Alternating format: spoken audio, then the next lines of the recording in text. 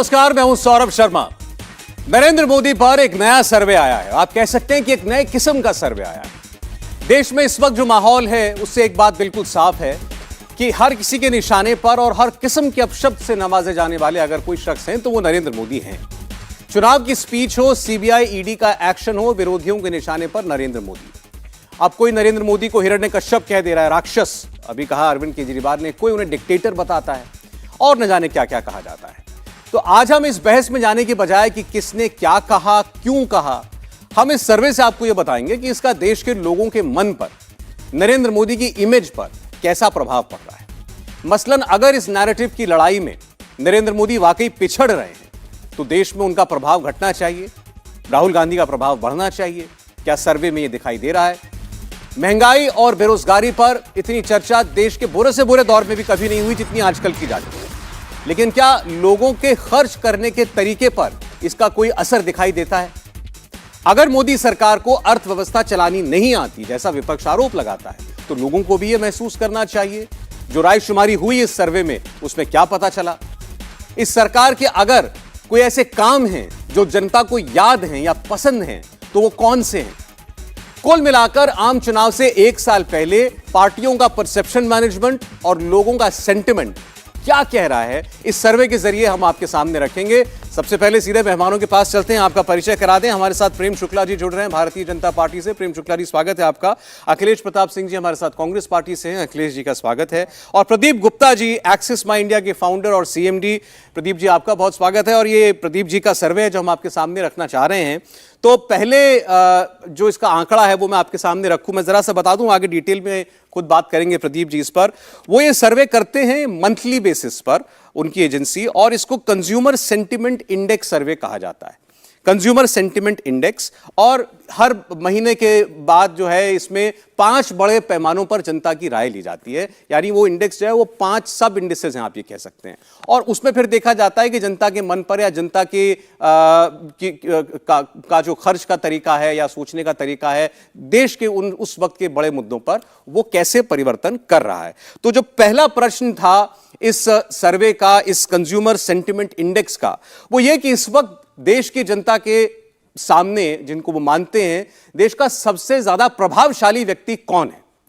अब उसमें जो नंबर 1 नाम निकल करके सामने आया, मैं आपके सामने स्क्रीन पर रखने जा रहा हूं, हमारे मेहमान भी सुन रहे होंगे। तो सवाल था देश का सबसे प्रभावशाली व्यक्ति कौन। 72% लोगों ने नाम लिया नरेंद्र मोदी का। राहुल गांधी का भी नाम लिया लोगों ने, 5% लोगों ने। तो 72% नरेंद्र मोदी, 5% राहुल गांधी। और इस लिस्ट में आगे जाकर योगी आदित्यनाथ का भी नाम आता है, जिनको 3% लोगों ने बताया कि वो उन्हें देश का सबसे इंफ्लुएंशियल आदमी मानते हैं, प्रभावशाली शख्सियत मानते हैं। इसमें अरविंद केजरीवाल का जिक्र होता हुआ हमें सर्वे के अंदर नहीं देखा है। तो हम पहले जरा इसी आंकड़े पर, ये जो डेटा आपके सामने पहले सवाल का है कि कौन सबसे ज्यादा प्रभावशाली या देश का सबसे इंफ्लुएंशियल लीडर कौन। नरेंद्र मोदी के पक्ष में 72% लोगों ने हामी भरी, 5% लोगों ने राहुल गांधी के हक में अपना जवाब दिया है। तो पहले प्रदीप जी, मैं आपसे पूछना चाहता हूं, देखिए सरसरी तौर पर अगर इस सवाल को लिया जाए, नरेंद्र मोदी देश के प्रधानमंत्री हैं, अपनी पार्टी के सबसे बड़े नेता हैं, तो इस लिहाज से भाई किसी के लिए भी एक बड़ा सहज है ये बात कहना कि वो देश के सबसे प्रभावशाली व्यक्ति थे, क्योंकि सबसे पावरफुल कुर्सी पर वो बैठे हैं। या फिर इस सवाल के पीछे लोगों ने जो जवाब दिया, कोई और सेंस भी थी? नहीं, देखिए, जहां तक और कोई सेंस का सवाल है, तो जब भी कोई जवाब देता है तो उसमें तमाम तरह के विषय, तमाम तरह की सोच शामिल होती है और उसके बाद वो किसी नतीजे पे पहुंचते हैं जब किसी का भी नाम लेते हैं। तो मैं आपके दर्शकों को और आपको ये बताना चाहूंगा कि दूसरे नंबर पे राहुल गांधी थे, तीसरे नंबर पे मुकेश अंबानी, चौथे नंबर पे योगी आदित्यनाथ, 5वें नंबर पे रतन टाटा और 6ठे नंबर पे अरविंद केजरीवाल। ठीक है, तो इसमें जो भी हम कोई उसको आंसर या रिप्लाई या उत्तर नहीं देते हैं, बताते किसी एक को चुनना ये नहीं कहते, सिंपली हम पूछते हैं कि आज की तारीख में इस देश के अंदर सबसे ज़्यादा प्रभावशाली व्यक्ति आपके नज़र से कौन है। और जो वो जवाब देते हैं, हमारे लोग उसको कैप्चर करते हैं डेटा को, और उसके हिसाब से मैं आपको ये बता रहा हूँ। तो रह गई बात, आपका जो सवाल था कि इसमें केवल पॉलिटिकल देखा जाए या प्रभावशाली, तो प्रभावशाली हर व्यक्ति के लिए अपने आंकने का तरीका और पैमाने अपने अपने हिसाब से होते हैं। उस उसके अंदर सभी तरह की चीजों का समावेश होता है। अब इसमें ऐसा तो नहीं है कि ज्यादा अभी पूछने वाले पूछ सकते हैं कि भाई ज्यादा संख्या उन लोगों की तो नहीं है जो नरेंद्र मोदी को पसंद करते हैं या जो उनके वोटर हैं बीजेपी माइंडसेट के लोग हैं वही। अब क्योंकि अगर कोई कांग्रेस को पसंद करने वाला राहुल गांधी को पसंद करने वाला आदमी होता, आप ज्यादा उनके पास पहुंचे होते तो वो कहते नहीं राहुल गांधी बहुत प्रभाव रखते हैं। बहुत बहुत अच्छा सवाल है। किसी सर्वे की जो मूल होता है, जान होती है, उसका प्रतिनिधित्व होना जरूरी है। तो जो सर्वे के सैंपल साइज है, जो देश में जैसे उत्तर प्रदेश की जनसंख्या करीब 16 से 17% है, तो हमारे सर्वे में 17% उत्तर प्रदेश का है, महाराष्ट्र का 11%, बिहार का 11%। ये तो हो गई ज्योग्राफिकल स्टेट वाइज, सारे के सारे स्टेट और यूनियन टेरिटरी के हिसाब से सैंपल का समावेश। उसके बाद होता है कि जो 3-4 प्रमुख चीजें होती हैं, रूरल, अर्बन, ग्रामीण, शहरी, उसके बाद जेंडर, उसके बाद आपका एज ग्रुप और उसके बाद इनकम ग्रुप। तो उसके हिसाब से एक उसको कहते हैं सैंपलिंग प्लान, और उसके मुताबिक पूछा जाता है। किसी को ये पता नहीं है कि ये बीजेपी का वोटर है या कांग्रेस का वोटर है या किसी अन्य पार्टी का वोटर है, इस हिसाब से सैंपलिंग तय की जाती है। यदि हम 100 के पास, बीजेपी वालों के पास चले जाएंगे तो वो तो 100/100 आंसर आ जाएगा। ये सर्वे का कोई तरीका ऐसे नहीं होता है। जी चले, मैं इस पर अपने दोनों राजनीतिक मेहमानों की राय ले लूं। पहले अखिलेश जी के पास सवाल आपके सामने बड़ा स्पष्ट था और उसके पीछे सवाल कैसे पूछा गया और जनता जो जवाब देती है उसको कोई ऑप्शन भी नहीं दिए जाते, वो अपने मन से उत्तर देती है। 72% लोगों को लगता है नरेंद्र मोदी देश के सबसे प्रभावशाली व्यक्ति हैं, 5% लोगों को लगता है राहुल गांधी। देखिए आदरणीय मोदी जी का ये जो दशक है, ये देश और दुनिया में बर्बाद दशक के नाम पे जाना जाएगा। तो जो व्यक्ति इस देश को 10 साल दे और वो बर्बाद दशक के रूप में जाना जाएगा, तो निश्चित रूप से वो प्रभावशाली तो है ही है, इसमें कोई दुविधा नहीं है। क्योंकि जिस व्यक्ति ने महंगाई को ऐतिहासिक चरम पे पहुंचा दिया, बेरोजगारी को चरम पे पहुंचा दिया, जिस व्यक्ति ने गरीबी को चरम पे पहुंचा दिया, भुखमरी को चरम पे पहुंचा दिया, ये आंकड़े सरकारी हैं, ये फोन पे सर्वे वाले नहीं हैं, ये सरकारी आंकड़े हैं और इनकी कंपनियों के, और ये जो अब इकोनॉमिक सर्वे है उसके आंकड़े हैं। कर्ज पर इस देश पे चरम पे पहुंचा दिया, प्रति व्यक्ति कर्ज पे इस देश पे चरम पे पहुंचा दिया, फिजिकल डेफिसिट पे चरम पे पहुंचा दिया, एनपीए को चरम पे पहुंचा दिया, बैंक फ्रॉड को चरम पे पहुंचा दिया, bank wave of loan wave of को चरम पे पहुंचा दिया, जीडीपी को फिसड्डी बना दिया, फॉरेन एक्सचेंज को नीचे खींचते रहे, एग्रीकल्चर एंड एलाइड एक्टिविटीज में नीचे कर दिया, औद्योगिक उत्पादन में नीचे कर दिया। तमाम आंकड़े हैं। 2003-04 से 2013-14 तक जो पर कैपिटा इनकम था, करंट ग्रोथ रेट था, वो था 204.45%, और 2013-14 से अभी तक का जो ग्रोथ रेट है वो 96.91% है। इतने का अंतर है जी। लेकिन स्टूडियो में तो मोदी जी का कोई मुकाबला नहीं है। 72% स्टूडियो में मिलता है, मेरे हिसाब से कम है। स्टूडियो में तो मोदी जी 90-95 के ऊपर स्टैंड करते हैं। ये हमारे जो गुप्ता जी हैं, इन्होंने बड़ी ज्यादती की है,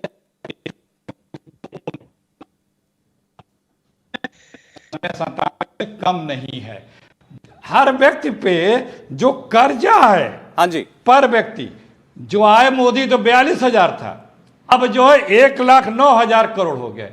जितने 14-13 प्रधानमंत्रियों ने कर्जा नहीं लिया इस देश में हर प्रकार का, उससे 2 गुना से ज्यादा मोदी जी 9 साल में कर्जा ले लिए। ठीक है अखिलेश जी, ताकतवर तो ये बर्बाद दशक। चलिए, मैं आपने सभी को ले लिया निशाने पर, सब लोग जवाब देना चाहते हैं आपको। एक बार जरा पहले प्रेम शुक्ला जी के पास, अब चूंकि वो बहस पुरानी हो जाती है, फिर बार बार काश स्टूडियो में बैठकर ईवीएम के बटन भी दबाए जाते तो फिर जो है 404 भी पार हो जाती। कार वो अलग बात है, वो अलग विषय है बात करने का। एक बार प्रेम शुक्ला जी के पास चले जाते हैं। प्रेम जी, अब बताया अखिलेश जी ने, हाँ प्रभाव तो है, अब किन मायनों में कैसा प्रभाव है वो बता रहे हैं कि गर्त में डाल दिया अर्थव्यवस्था को, बहुत प्रभावशाली व्यक्ति चाहिए इसके लिए।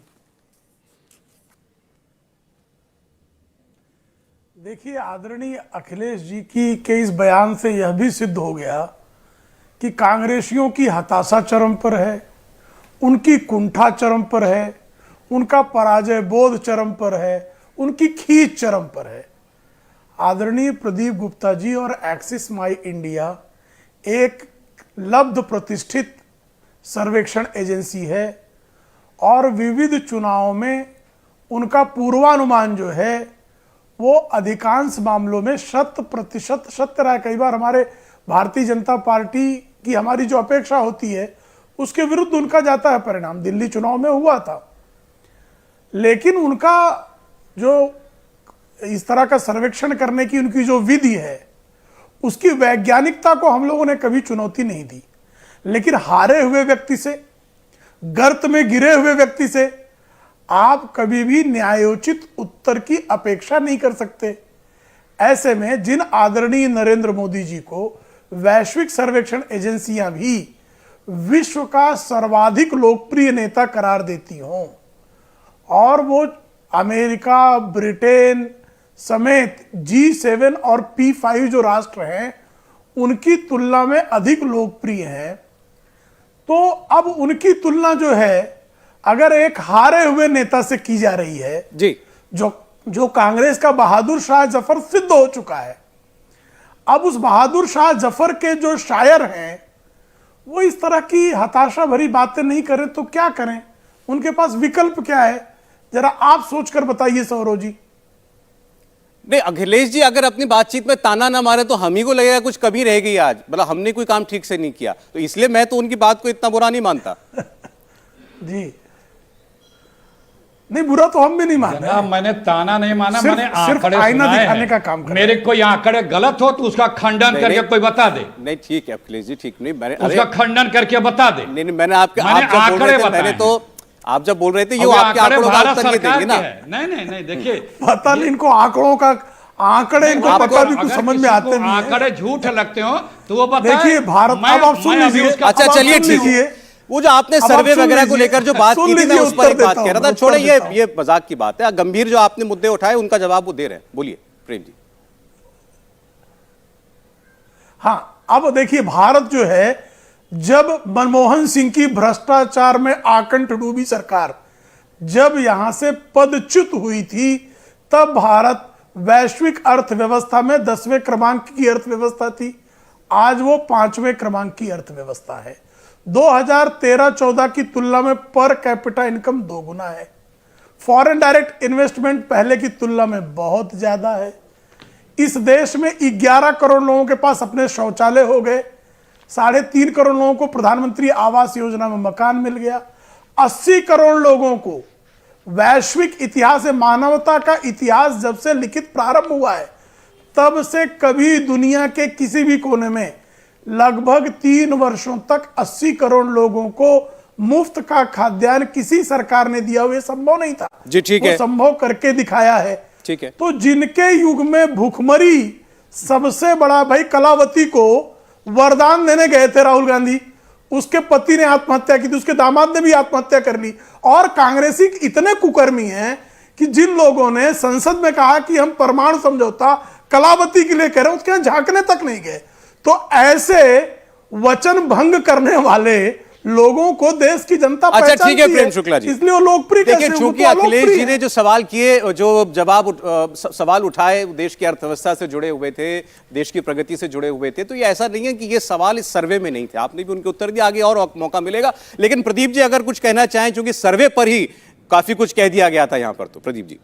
नहीं देखिए, मैं एक चीज अखिलेश प्रताप जी की बहुत इज्जत करता हूं मैं, और उनको भी पता है ये सारी चीजें, जो उन्होंने सारी चीज़ों के आंकड़े गिनाने की कोशिश की। तो मैं ये कहूँगा कि 75 साल पहले भी बहुत सारी समस्याएं थी और 75 साल बाद भी बहुत सारी समस्याएं रहेंगी। आज जो डेवलप्ड कंट्री है अमेरिका जैसे, वो भी बेरोजगारी, अर्थव्यवस्था और तमाम तरह के मेंटल विषयों से लेके से जूझ रहे हैं। तो समस्याएं तो हमेशा रहेगी, लेकिन जो आवाम है, जो जनता है, वो देखती है कि इन समस्याओं का निपटारा कर पाने में, समाधान कर पाने में कौन उपयुक्त है, और उसके हिसाब से अपनी राय बनाती है। रह गई बात अखिलेश प्रताप जी की और कांग्रेस या दूसरे विपक्षी दल की नेताओं की, तो यदि इतने सारे आंकड़े हैं जो अखिलेश प्रताप जी ने बताए वो सभी के सभी आंकड़े लेके इनको जनता के समक्ष जाना चाहिए और बोलना चाहिए कि ये सारी इतनी गड़बड़ियां हो रही हैं, ये ऐसी व्यवस्था है, आप फिर भी क्यों बार बार जनता पार्टी, भारतीय जनता पार्टी को जीत के भेजते हो। वो उनसे सवाल पूछना चाहिए, क्योंकि पिछले साल और इस साल के चुनाव ले लें आप सीधी सी भाषा में, तो 7 पिछले बार और 10 इस बार, केवल 2 जगह सरकारें चेंज हुई और 8 जगह सरकारें रिपीट हुई है। आप मान रहे हैं इस बात को? 8 जगह सरकार, अखिलेश जी को लीजिए स्क्रीन पर। 8 जगह सरकार रिपीट होने का तात्पर्य ये है कि वहां की सरकार ठीक ठाक अच्छा काम कर रही है और उससे जनता का उनसे नाता है। एक बार जरा जवाब दे दें, बोलिए अखिलेश जी। सुनिए, देखिए ये बड़ा जनरल सा बात कर रहे हैं। मैंने कहा मेरे आंकड़ों में अगर अब विश्वसनीयता नहीं है, ये आंकड़े गलत है तो आप बोलिए ना।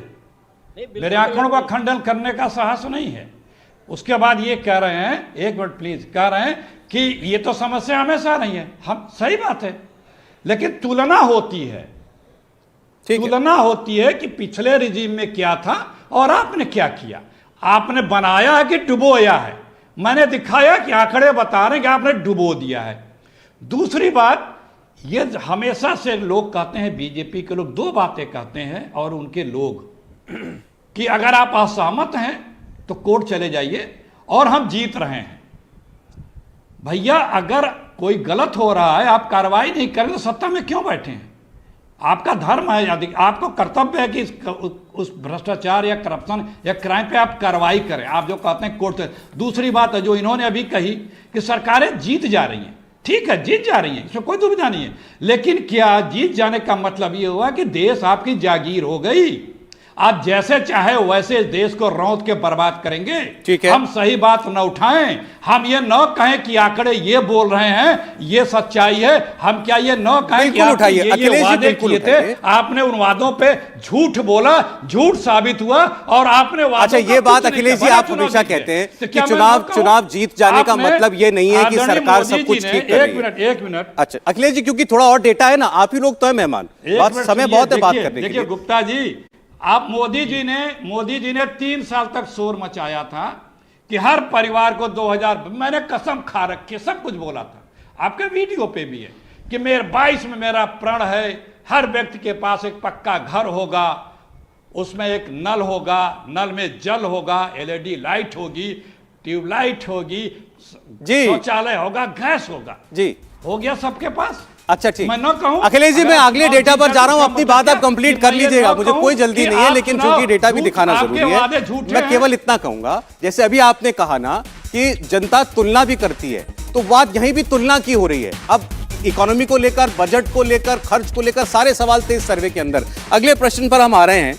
2 बड़ी बातें जो इस सर्वे के अंदर निकल करके आई कि कंज्यूमर का सेंटिमेंट, खास तौर पर इकोनॉमी को लेकर क्या कहता है।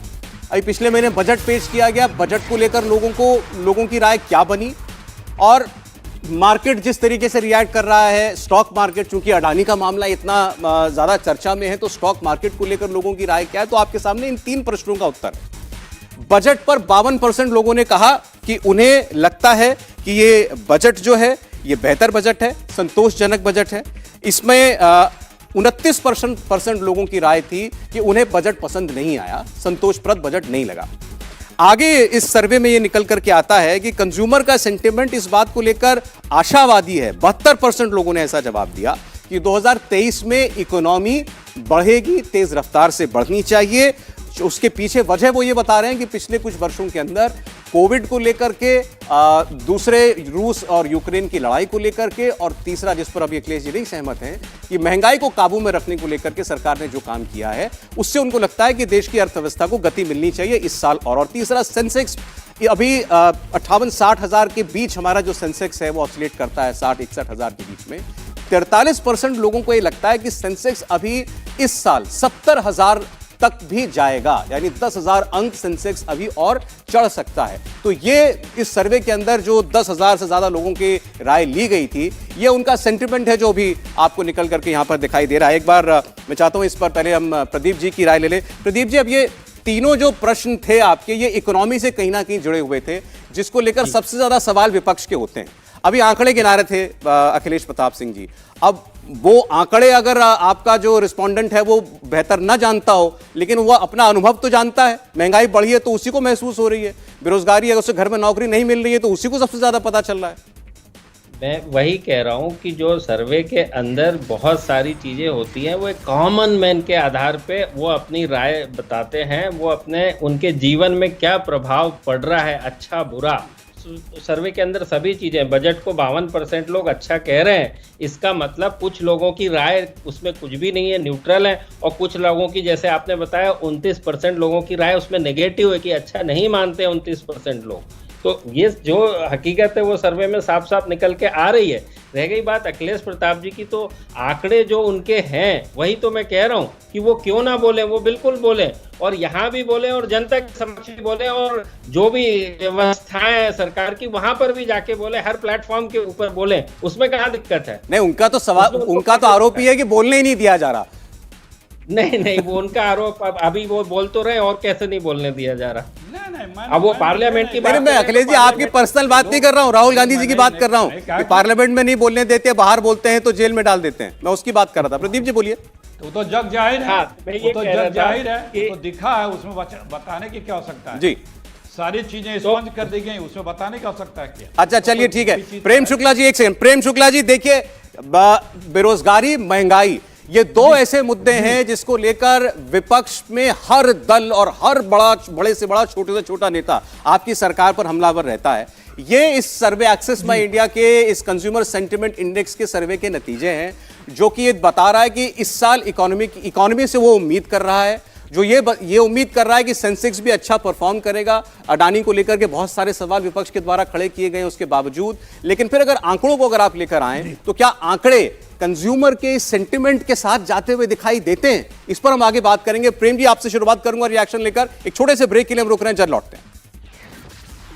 एक बार फिर स्वागत है आप सभी का। आप देख रहे हैं कुरुक्षेत्र। आज हम बात कर रहे हैं एक नए सर्वे की, एक्सिस माई इंडिया का कंज्यूमर सेंटिमेंट इंडेक्स सर्वे। हम आपको दिखा रहे हैं उसके कुछ आंकड़े। प्रदीप गुप्ता जी एक्सिस माई इंडिया से हमारे साथ हैं, अखिलेश प्रताप सिंह जी कांग्रेस से, प्रेम शुक्ला जी भारतीय जनता पार्टी से। पहला सवाल सर्वे में था कि देश का सबसे इन्फ्लुएंशियल शख्स कौन है। नंबर 1 पर लोगों ने बताया नरेंद्र मोदी का नाम। 72% लोगों को लगता है नरेंद्र मोदी सबसे प्रभावशाली व्यक्ति है इस वक्त देश में। 5% लोगों को लगता है राहुल गांधी ज्यादा प्रभाव रखते हैं। और दूसरा जो सवाल था वो देश की अर्थव्यवस्था से जुड़ा हुआ, बजट से जुड़ा हुआ, देश की स्टॉक मार्केट से जुड़ा हुआ सवाल था। 52% लोगों को पिछले महीने पेश हुआ बजट अच्छा लगा। 72% लोग उम्मीद कर रहे हैं कि इस साल आर्थिक प्रगति अच्छी होनी चाहिए। और 43% लोगों को लगता है कि अभी सेंसेक्स में अभी बहुत स्टीम बाकी है और ये 70,000 तक इसी वर्ष जा सकता है। तो ये जो टॉप रिस्पोंडेंट्स थे वो हमने आपके सामने उसके आंकड़े रखे हैं। प्रेम शुक्ला जी के पास जाना चाहता हूं। बात लगातार आंकड़ों के चश्मे से हम कर रहे हैं। अखिलेश जी लगातार आंकड़ों से जो है वो आईना दिखा रहे हैं भारतीय जनता पार्टी को। अब अगर इकोनॉमी की बात करें, बजट तो चले 1 महीना पुराना हो गया, अब आपकी तीसरी महीने की जीडीपी ग्रोथ के नतीजे आए, अब वही बता रहे हैं 4.5% पर ग्रोथ होगा। अब लेकिन जनता कह रही है कि नहीं, वो आपसे ज्यादा अपेक्षा रख रही है, वो उम्मीद कर रही है कि नहीं इससे आगे बढ़कर इस वक्त नरेंद्र मोदी सरकार कुछ देगी। देखिए, विश्व बैंक और इंटरनेशनल मॉनेटरी फंड, जिसकी सबसे ज्यादा साख है अंतर्राष्ट्रीय मौद्रिक और आर्थिक मामलों में, वो साफ तौर पर कह रही है कि इंडिया ब्राइट स्पॉट है। अब कांग्रेस ही इस मामले में दुष्प्रचार करें तो जनता को कोई फर्क नहीं पड़ता। तुलनात्मक अध्ययन की बात करते हैं। कांग्रेस के 70 वर्षों के जो है कार्यकाल में 10 करोड़ लोगों का सिर्फ बैंक खाता खुल पाया था। 42 करोड़ लोगों का बैंक खाता आदरणीय मोदी जी के कार्यकाल में खुला। ये कह रहे हैं कि मकान सारे लोगों को नहीं मिला। महात्मा गांधी और नेहरू कह रहे थे कि हम रोटी, कपड़ा और मकान देंगे। 70 वर्षों में कितने मकान दिए, किसी कांग्रेसी के पास कोई आंकड़ा नहीं है। भारतीय जनता पार्टी के आदरणीय नरेंद्र मोदी जी के नेतृत्व में 4 करोड़ लोगों को प्रधानमंत्री आवास योजना के तहत मकान मिल गए। तो आप साफ तौर पर देख रहे हैं कि अंतर 11 करोड़ लोगों को एलपीजी गैस कनेक्शन मिल गया, लोगों के घरों में जो है शौचालय बन गए, लोगों को आयुष्मान कार्ड मिल गया। ये 6,000 प्रति किसान के खाते में जो है पैसे चले गए। कांग्रेस के जमाने में क्या गया? 12 लाख करोड़ रुपए लूट लिए गए। श्रीमती सोनिया गांधी 420 की केस में बेल पर है, राहुल गांधी 420 केस में बेल पर है, मोतीलाल वोरा बेचारे 420 की केस में बेल पे रहते रहते दिवंगत हो गए। ये इनकी दशा है। तो आप जब तुलनात्मक अध्ययन करेंगे तो कांग्रेस के कुकर्मी कार्यकाल को कोसने के अतिरिक्त आपके पास कुछ बचता ही नहीं है। और भारतीय जनता पार्टी के लिए निश्चित तौर पर करतल ध्वनि होती है, उससे इनकी छाती पर सांप लौटने लगता है, अखिलेश जी आए बाएं साएं बकने लगते हैं, तो इनका संकट है। इसलिए अखिलेश जी देखिए, मोदी जी को सर्वे बता रहे हैं कि 72% लोग साथ में हैं, और जब चुनाव होते हैं तो 25 से 37% लोग मोदी जी को वोट देते हैं। इससे अंदाजा लगा सकते हैं इस सर्वे की सच्चाई और हकीकत का। ये जो बर्बाद दशक दे रखा है आदरणीय मोदी जी ने इस देश को, बताने की आवश्यकता नहीं है बहुत कुछ ज्यादा, क्योंकि अभी इन्होंने 2 बातें कही। जनधन खाते में आपको पता, पार्लियामेंट में बताया गया 30% खाते डिफंग हैं, एक बार भी ट्रांजैक्शन नहीं हुआ। एलपीजी 2 करोड़ 7 लाख लोगों ने, कभी 70 लाख लोगों ने कभी भरा ही नहीं, और 7 करोड़ लोगों ने एक बार भराई। क्या सर्वे में यह पूछा गया कि महंगाई का क्या हाल है? गैस के दाम पे आप खुश हैं? पेट्रोल डीजल के दाम पे खुश हैं? दूध दही घी मक्खन हर चीज पे जो गरीब की सुबह शाम उपयोग वाली चीज है, जिस पे जीएसटी लगा दी गई है, क्या आप खुश हैं? जी, ये वर्ल्ड बैंक का जिक्र कर रहे हैं। थोड़ा पढ़ा लिखा करें, लंतरानी व्हाट्सएप यूनिवर्सिटी से नहीं। वर्ल्ड बैंक ने अपर मिडिल इनकम कंट्रीज के तगमे से भारत को घटा करके लोअर मिडिल इनकम देश में डाल दिया है। और उसने कहा है, आईएमएफ की बात बता रहा हूं, ये थोड़ी ऊंची बात है, व्हाट्सएप यूनिवर्सिटी से बाहर की बात है ये। और वर्ल्ड बैंक आईएमएफ ने कहा है कि हमारी जीडीपी का 83% कर्जा भारत का 2023 में हो जाएगा, अब 83%, और ये डेंजर जोन में जा रहा है। ये आईएमएफ ने कहा है, मैं नहीं बता रहा हूं। तो यहां कर्जे पे कर्जा लेते रहो, मित्रों का कर्जा माफ करते रहो, इसके अलावा कुछ नहीं है। हमारे समय में 75 लाख लोग, ये इन्हीं के जो आंकड़े हैं जो अभी सर्वे के, 75 लाख लोग प्रति वर्ष कृषि क्षेत्र के अलावा नौकरियां पाते थे, सृजित होती थी। इनके रिजिम में सिर्फ 29 लाख लोग पर ईयर। ये इन्हीं के आंकड़े हैं, जो सर्वे अभी आया था ना इकोनॉमिक्स, उसके आंकड़े हैं जी। तो ये किस मामले से क्या बता रहे हैं? सिर्फ कंपनियां ये बेचें, बैंक ये बेचें, देश की सारी प्रेस्टिजियस संस्थाएं ये बेचें, सब कुछ अपने मित्रों को सौंप दें। ठीक है अखिलेश जी, आपके एक सवाल का जवाब मैं जरूर लेना चाहता हूं प्रदीप जी से। आपने कहा महंगाई को लेकर के कि क्या जनता ने अपनी कोई राय दी महंगाई को लेकर के? वो उम्मीद कर रही है इकोनॉमी बेहतर करेगी, तो उसका मतलब महंगाई पर उसकी कोई राय है? उसमें देखिए, ये जो मंथली जैसे मैंने बताया ट्रैकर होता है, और 2 बातें अखिलेश जी ने पहले कही थी कि 72% ने वोट दिया, लेकिन 25 से 37% उनको वोट मिलता है। 72% लोगों ने, यहां मैं उनको बता दूं, इसमें लोग मुकेश अंबानी और रतन टाटा जैसे लोगों का भी नाम ले रहे हैं। तो आप पहले सर्वे का ऑब्जेक्टिव उद्देश्य जान लीजिए। ये एक सेंटीमेंट ट्रैकर होता है, इसके अंदर जनता क्या सोच रही है विभिन्न विषयों के ऊपर, कितनी उनकी इनकम में वृद्धि हुई है, कितने लोगों की इनकम कम हुई है, कितने लोगों की स्पेंडिंग्स पावर बढ़ी है या घटी है, हेल्थ में कितना घटा है या बढ़ा है, और मीडिया कंजम्पशन कैसे होता है, कहाँ कहाँ वो करते हैं, इन तमाम विषयों के ऊपर इनमें जानकारी होती है। इसका राजनीति और वोट से आप इसको नजरिए से ना देखें। मैं अखिलेश जी की प्रॉब्लम को समझ सकता हूं, उनको ये जानना पड़ेगा कि ये राय शुमारी है। इस राय शुमारी के अंदर जनता आईएमएफ के आंकड़े और वर्ल्ड बैंक के आंकड़े और लोन को नहीं देखती है। उनको ये समझना पड़ेगा, यदि वो समझना चाहते हैं तो, वरना वो अपने एक लेंस है उनका, उस लेंस से देखना चाहते हैं तो उनको बहुत बहुत मुबारक है। पूरा पीआर वर्क है ये। अब ये क्या बात हुई अखिलेश जी? वो एक सर्वे कर रहे हैं, उन्होंने आपको केवल अंतर ये समझाया है। मोदी जी के लिए पीआर वर्क है। नहीं, मेरी बात, अच्छा मेरी बात सुनिए। ठीक है, ठीक है। अगर सवाल ये पूछा गया किसी व्यक्ति से, अच्छा अखिलेश जी बात करते हैं, अब आप पर्सनल आरोप लगा रहे हैं, एक मिनट, अगर ये सवाल पूछा गया कि भाई आप बताइए देश में सबसे प्रभावशाली व्यक्ति कौन है, एक मिनट सर एक सेकंड, अगर वो व्यक्ति अखिलेश प्रताप सिंह जी की पार्टी को पसंद करने वाला भी हो, राहुल गांधी का वोटर भी हो, सुन तो लीजिए, घबराए ना भाई, क्या वो राहुल गांधी का वोटर ये राय नहीं दे सकता कि हाँ नरेंद्र मोदी ज्यादा इंफ्लुएंशियल व्यक्ति है? मैं आपसे पूछ रहा हूं। ये इतनी घबराए, देखिए ये तो सबको पता है कि 2014 से जब कभी मोदी जी का इमेज खराब होता है तो हमेशा एक सर्वे आ जाता है, हमेशा कोई नई बात नहीं है।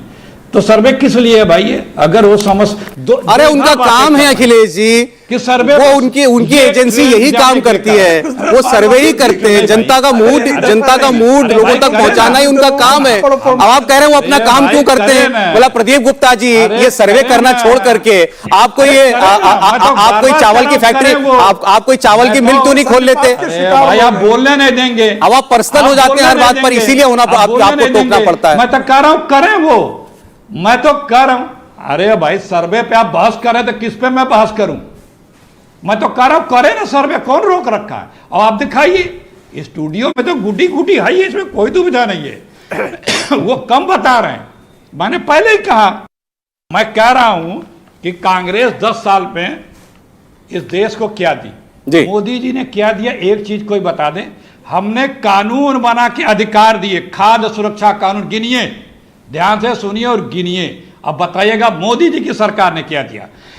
हमने खाद्य सुरक्षा कानून दिया, अधिकार पार्लियामेंट से, मनरेगा दिया, शिक्षा का अधिकार दिया, सूचना का अधिकार दिया, वनवासी आदिवासी अधिकार कानून दिया, रेवड़ी पटरी दुकानदार अधिकार दिया, चिकित्सा इंश्योरेंस दिया, NHRM दिया, डायरेक्ट बेनिफिट स्कीम दिया, सर्व शिक्षा अभियान दिया, FDI दिया, 80,000 करोड़ का कृषि ऋण माफी दिया, 27 करोड़ लोगों को 10 साल को गरीबी रेखा से बाहर किया। आप मुझे बताइए इससे इनकार किसने किया? राजीव गांधी। कोई कहता है काम आपने नहीं किया? राष्ट्रीय हरित न्यायाधिकरण, अरे अभी तो ये संवैधानिक अधिकार दिया है। मैं कह रहा हूं कि इससे ऐतराज किसी को है क्या कि आप जो कह रहे हैं वो ठीक है, लेकिन अगर कोई सर्वे ले आता है तो आप उसमें जो है उसके पीछे मंशा ढूंढने लगते हैं। उसकी नीयत ये है, उसकी नीयत मोदी की इमेज को चमकाने की है। कुछ नहीं दिया, सिर्फ जुमले दिए। अच्छा एक तीसरा भी आंकड़ा सुन लीजिए, पसंद तो आपको नहीं आएगा फिर भी, प्रेम जी फिर मैं आता हूं आपके पास।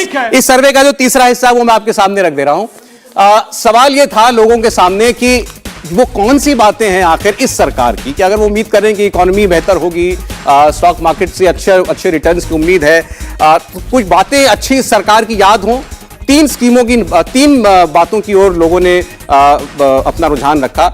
कोविड मैनेजमेंट, जिस पर 16% लोगों ने कोविड मैनेजमेंट का जिक्र करते हुए कहा कि एक बेहतर कामयाबी सरकार की रही।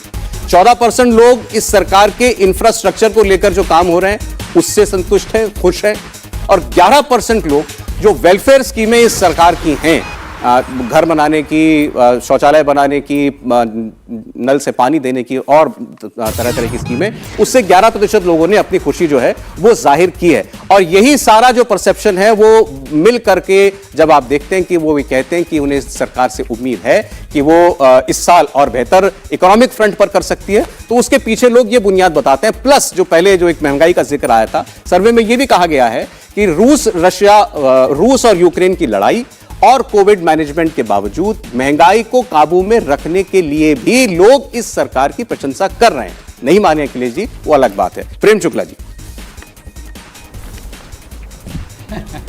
देखिए, अब अखिलेश जी जो बातें करते हैं, देखिए मैं आपको दिखा रहा हूं, India remains a bright spot to contribute 15% of global growth in 2023। हाँ ना है, लेकिन ये मैं आपको IMF का अब देखिए बीच में चौ चौ कर रहे हैं, जरा इनको शांत कराइए। मैं इनके बीच में बोल रहा था क्या? अभी सर्वे का लिंक मैंने अखिलेश जी आपको भेजा हुआ है। इन्होंने जो दावा किया जरा दिखा दें, अगर पढ़े लिखे हैं, अगर गोबर छाप नहीं है पर पढ़े लिखे, तो इन्होंने जो आरोप लगाए कृपा करके उसके जब दिखा दे। मैंने जो दावा किया वो मैं आपको दिखा रहा हूं। 15% वर्ल्ड का जो ग्रोथ है उसमें कंट्रीब्यूशन भारत का रहेगा। ये IMF की क्रिस्टलाना कह रही हैं, जो वहां की MD हैं। अब दूसरी बात, आप बार बार जो कहते हैं साहब, आप महंगाई की बात कर रहे हैं। महंगाई 2014 से 2019 के बीच में मुद्रास्फीति दर कोरोना के बावजूद 5% रही। डॉक्टर मनमोहन सिंह बहुत बड़े ज्ञानी थे, 2004 से 14 के बीच एवरेज मुद्रास्फीति 10% थी। आप मुझे कृपा करके बताइए अखिलेश सिंह, 31 रुपए जो है जब अटल बिहारी वाजपेयी जी छोड़कर गए थे सत्ता, तब प्रति लीटर डीजल का मूल्य था 31 रुपए। आप जब छोड़कर गए हैं तो 70 रुपए लीटर था। तो आपने 49 रुपए, जबकि आपने ऑयल बॉन्ड्स भी जारी किए, यानी आप भावी पीढ़ी के ऊपर जो है कर्ज लादने का कुकर्म भी किया आपने। उसके बाद भी आप 70 रुपए लीटर डीजल का भाव आपके जमाने में था। बेरोजगारी की बात करते हैं साहब, सबसे अधिक ईपीएफओ का आंकड़ा, सबसे अधिक ईपीएफओ भरने वाले लोग 2014 से 2023 के बीच में हैं जी, जो ऑर्गेनाइज सेक्टर में एम्प्लॉयमेंट जनरेट करने के संदर्भ में सबसे जो है प्राधिकृत आंकड़ा है। उसकी मैं आपको बात कर रहा हूं। आदरणीय मोदी जी पहले प्रधानमंत्री हैं जो संसद में खड़े होकर किस सेक्टर में कितना रोजगार सृजन हुआ उसका आंकड़ा देते हैं। आपके जमाने में तो एलपीजी गैस, चलिए ठीक, प्रेम जी को समय नहीं है। कांग्रेस के सांसदों का धंधा ही यही था, एलपीजी गैस का कनेक्शन ब्लॉक। देखिए अभी इस सर्वे को लेकर के जो भी राय अखिलेश जी अपनी सामने रख रहे हैं, सर्वे पहले भी होते रहे, आगे भी होते रहेंगे। जब जब इलेक्शन आते हैं उसके करीब सर्वे ज्यादा होते हैं। अब मैं केवल इतना कहना चाहता हूं कि जिस दिन किसी सर्वे में राहुल गांधी को किसी और नेता से आगे दिखाया जाए, कांग्रेस पार्टी को बीजेपी से आगे दिखाया जाए, उस दिन भी सर्वे के ऊपर कांग्रेस पार्टी सवाल उठाए तो हम मानेंगे कि हां, कि आप जो बात कहते हैं वो दिल से कहते हैं। बहुत शुक्रिया प्रेम शुक्ला जी, अखिलेश प्रताप जी आपका, और प्रदीप जी आपका खासकर बहुत धन्यवाद आप लोगों का। इंडिया टीवी हर वक्त हर जगह डाउनलोड करने के लिए सर्च करें India TV news Google play store या ऐप स्टोर पर।